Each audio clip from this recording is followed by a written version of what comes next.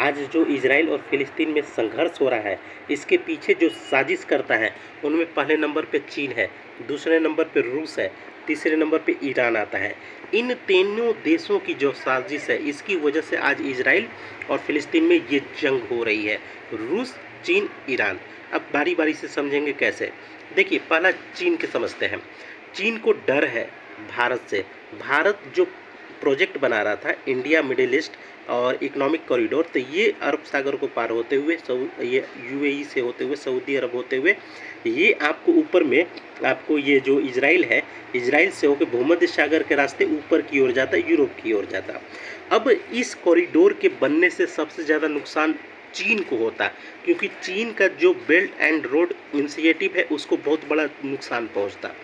दूसरे नंबर पे रूस है। रूस हमारा सदाबहार मित्र है, लेकिन इसकी दिक्कत क्या है कि ये चाहता है कि नॉर्थ साउथ कॉरिडोर बने, यानी भारत से एक रास्ता जो जाए वो आपको ईरान के रास्ते होते हुए आप ऊपर देख सकते हैं, इधर जॉर्जिया है, अजरबैजान, तो इस वाले रास्ते से होते हुए मास्को तक जाए और मास्को से फिर ये माल जो सामान है यूरोप तक जाए।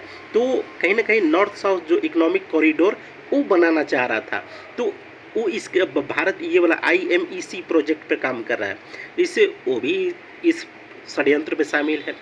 ईरान को कहीं ना कहीं इस वाले प्रोजेक्ट से डर है कि सऊदी की इकोनॉमी बढ़ जाएगी, इजराइल की इकोनॉमी बढ़ जाएगी।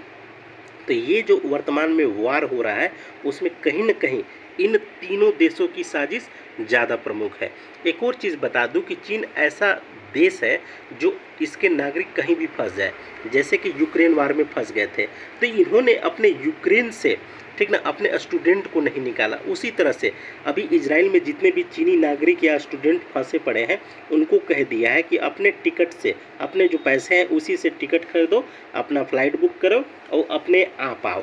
यहाँ मैं बता दूँ कि चीन और इजराइल के बीच संबंध कई वर्षों से अच्छे नहीं है, दोनों में बिल्कुल भी नहीं पड़ता है।